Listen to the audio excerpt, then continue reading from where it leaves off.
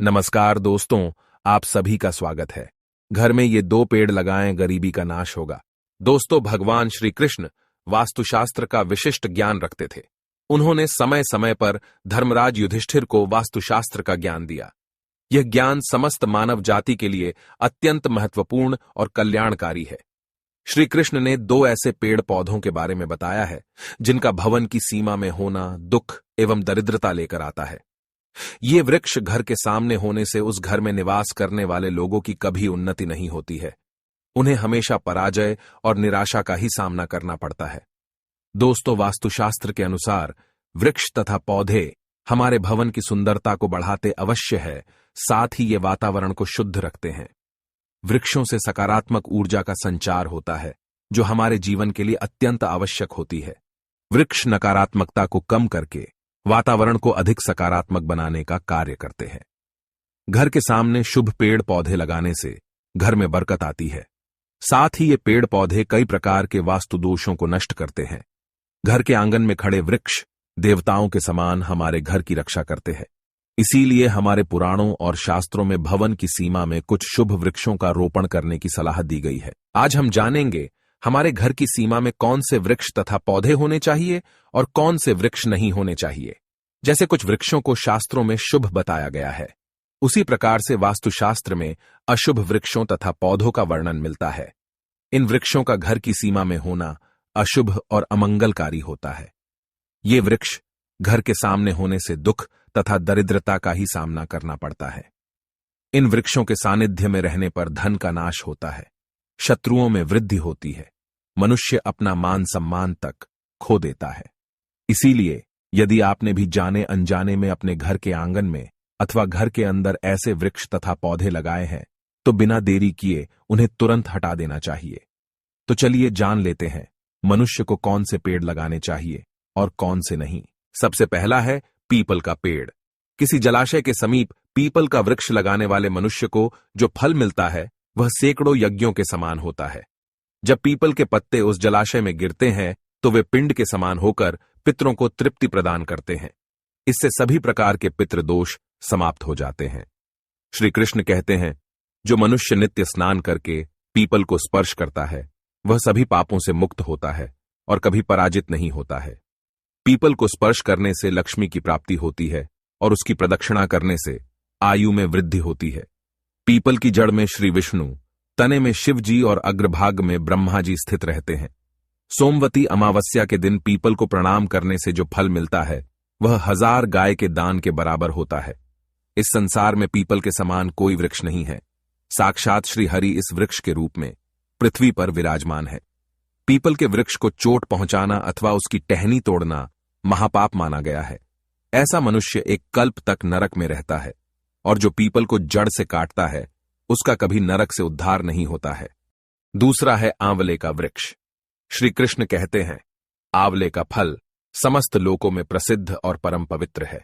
आंवले को लगाने से स्त्री और पुरुष जन्म मृत्यु के बंधन से मुक्त हो जाते हैं। यह पवित्र फल भगवान विष्णु को अत्यंत प्रसन्न करने वाला एवं शुभ माना गया है। इसको खाने से सभी पापों से मुक्ति मिलती है। आंवला खाने से आयु बढ़ती है, उसका जल पीने से रोगों का नाश होता है और आंवले को जल में मिलाकर स्नान करने से दरिद्रता दूर हो जाती है और सभी प्रकार के ऐश्वर्य प्राप्त होते हैं। जिस घर में आंवला सदा मौजूद रहता है उस घर में कभी दैत्य और राक्षस नहीं आते हैं। एकादशी के दिन अगर आंवला मिल जाए तो संसार के सभी तीर्थों से बढ़कर फल प्राप्त होता है। अपने केश में आंवला लगाने वाला फिर से मृत्यु लोक पर जन्म नहीं लेता है। जिस घर के सामने आंवले का वृक्ष होता है वहां पर साक्षात लक्ष्मी नारायण निवास करते हैं। तीसरा है अशोक का वृक्ष। दोस्तों, पद्म पुराण के अनुसार अशोक के वृक्ष में अप्सराओं का निवास होता है। यह वृक्ष शोक का नाश करने वाला तथा निराश को समाप्त करने वाला होता है। इस वृक्ष को घर के पास लगाने से घर में सुख शांति बनी रहती है। अशोक का वृक्ष शीतलता और यौवन प्रदान करने वाला होता है। मां लक्ष्मी ने जब देवी सीता के रूप में अवतार लिया था तब रावण द्वारा अपहरण करने के बाद उनका वास अशोक वाटिका में था। अशोक के वृक्ष ने मां सीता की बहुत सेवा की थी। इसीलिए मां सीता ने अशोक वृक्ष को यह वरदान दिया था कि जिस भी स्थान पर यह वृक्ष होगा वहां पर उनका सदैव ही निवास होगा। चौथा है पाकड़ का वृक्ष। पद्म पुराण के अनुसार प्रत्येक मनुष्य को पाकड़ का वृक्ष अवश्य लगाना चाहिए। यह वृक्ष लगाने से जो फल मिलता है वह महायज्ञ के समान होता है। कलयुग में मनुष्य यज्ञ नहीं कर पाएंगे, इसीलिए उन्हें एक पाकड़ का वृक्ष अवश्य लगाना चाहिए। 5वां है नियम का वृक्ष। पद्म पुराण के अनुसार नियम का वृक्ष लगाने से सूर्य देव प्रसन्न होते हैं। नियम का वृक्ष आयु प्रदान करने वाला माना गया है। इसे घर के पास लगाने से नाना प्रकार के रोगों से छुटकारा मिलता है। मां लक्ष्मी को नीम के पत्ते अत्यंत प्रिय होते हैं, इसीलिए वह नीम के वृक्ष के पास निवास करती है।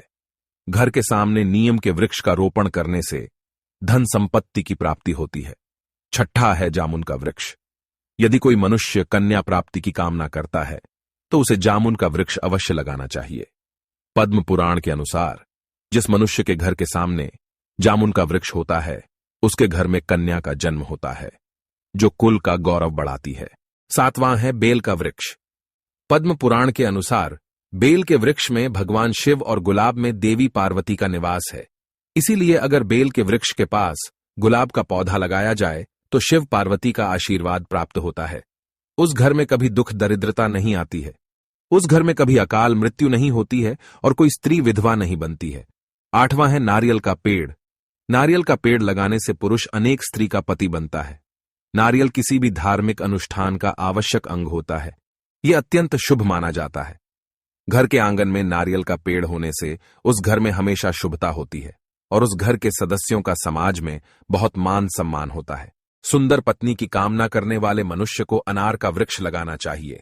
पलाश का पेड़ ब्रह्म तेज प्रदान करता है, इसीलिए इसका रोपण अवश्य करना चाहिए।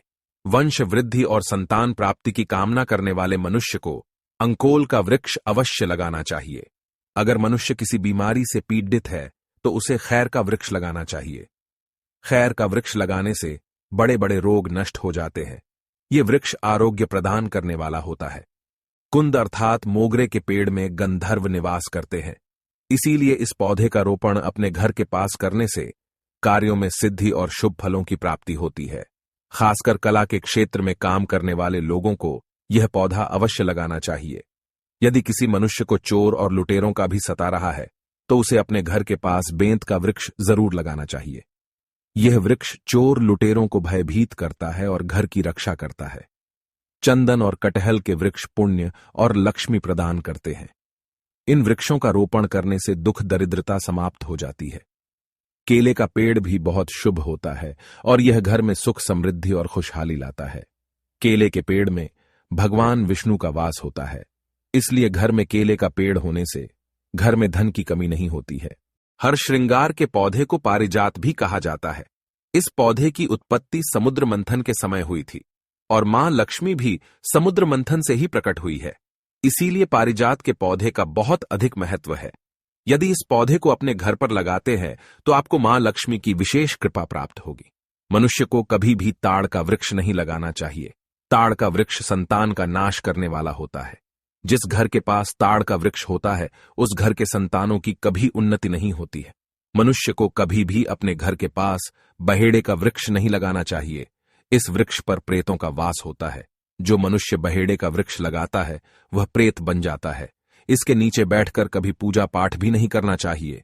सुंदर पत्नी की कामना करने वाले पुरुष को दाख का पेड़ लगाना चाहिए। अगर किसी मनुष्य को शत्रुओं का भय सता रहा है तो उसे केवड़े का वृक्ष लगाना चाहिए। यह शत्रुओं का नाश करने वाला होता है। तो दोस्तों, इस प्रकार से शास्त्रों में इन पेड़ पौधों के बारे में बताया गया है। उम्मीद है आपको यह जानकारी अच्छी लगी होगी। वीडियो को लाइक जरूर करें, कमेंट में जय श्री कृष्ण अवश्य लिखें, साथ ही चैनल को सब्सक्राइब करें। आप सभी का धन्यवाद।